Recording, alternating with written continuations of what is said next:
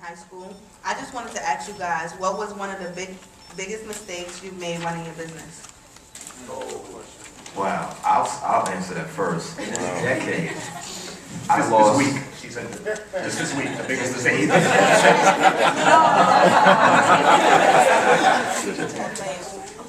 Remember I said I got fired from Vibe magazine? One of the things that I thought, well, maybe I should start a music production company. I found myself for a couple of years in this decade representing some rappers, some singers, some producers. I lost at least $100,000. No, but there's a point to it. Guess what I realized, folks? I was not passionate about representing rappers, singers, and music producers. What I'm passionate about is music, and I said, you know what? This is not for me, and I'm actually involved in a music venture now that's going to debut next year, where I'm simply one of the executives, one of the first people who are helping to shape the company. But I was doing something that I had no passion. Mark used that word passion a couple of times. I was doing something I had no passion about, and on top of that, I found myself overcompensating and trying to take care of folks, and I ended up becoming like a human ATM machine, to be honest about it. And so what I say is, when you start a business, make sure it's a business that you absolutely are passionate and in love with doing. You would do it for free. You would do it for free. Don't get into something just because you want to make money. You're more than likely to lose money and to be unhappy. And if you do make money, you still may be unhappy. You got to be happy at what you're doing, no matter what it is. You know that saying where they go, you can't put a square peg into a round hole. Like you just kept trying to jam it in there, and it's not gonna fit ever. You're just gonna keep sinking in. Human, how about you? You got a failure story for us? My failure actually, 2003. I was working at one of Mark's brands, the G-Unit. And the days felt like 24-hour days. I couldn't wait to get out of there. 26. Yeah. They're long, and I couldn't focus. So I said, I told the design directors, I'm going to go start my own label, my own brand. And I put, $10,000 to the side. I'll start small. And big shot, I'm going to order t-shirts off the internet. And when they got to my house, I spent like $6,000, $7,000 on t-shirts. They were so thin, I couldn't even clean my house with them. They were so bad. If you wash them, they were ripped. And I just blew all the money. And then I went to print on them anyways. As soon as you print it on, they ripped it. And I was just back at square one. I said, oh man, I can't go back to my job. I quit, I gotta make this work. And I learned the hard way. And actually, all that information that I gained, all those mistakes, I turned into a business.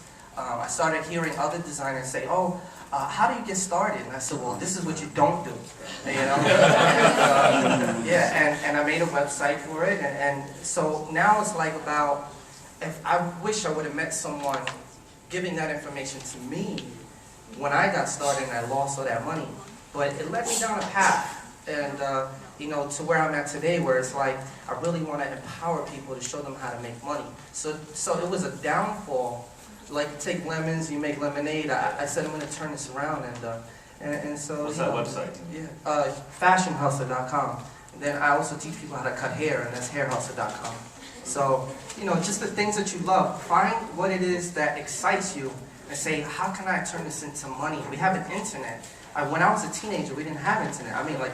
The doors were closed. You can open up your computer and say, today I'm going to start a website, and I like, braiding hair, let me teach people how to braid hair. Whatever it is that you like, turn it around and make some money off of it. Because there are people that are willing to pay for that information, or if you want to start any kind of business, let it just be to, what, like he said, what you would do for free. And when you get paid for it, you're like, oh my God, this is great, so. Mark, you got a story? Oh man, I got all kinds of stories and scars, emotional, physical, and otherwise.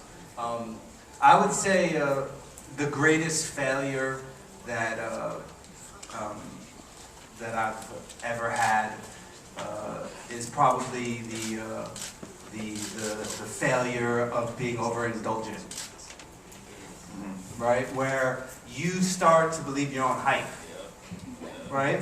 And that doesn't necessarily come with how much money is in your bank. That's like an ego thing, right? And I say that there's this thing you have to have. You have to have what I call the calling shit on yourself factor. Excuse my French. Sorry.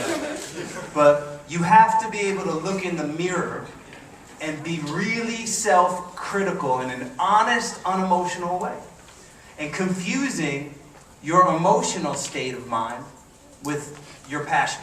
There's a difference, folks. Emotion is like, I'm jealous, I'm angry, I'm mad at you, or oh, it makes me so happy. You know, passion is like, it's kind of like the force behind the ball, it's a spiral. It keeps the ball going down the field. Emotions in and out of bounds. And all the times that I ever created an obstacle for myself or failure for myself, it's been those moments where I confuse those things. And it's funny, you make the same mistake more than once. They say, I was going to say the greatest failure is making the same mistake twice. But it's funny in life, it seems like the mistakes you have are like, they just keep coming up and dress themselves up in a different way. So being aware of that and being conscious of that, especially in the creative industry, where people are so sensitive to their ideas and like their authorship and, they so believe in yourself. You can't so believe in yourself at the expense of reality. Okay? I know people that get real hyped and are just like, they're just not being real with themselves. So you have to, it's a skill set, man. It's like doing pull-ups. It's hard. It hurts to have to call stuff on yourself. Right. Wow.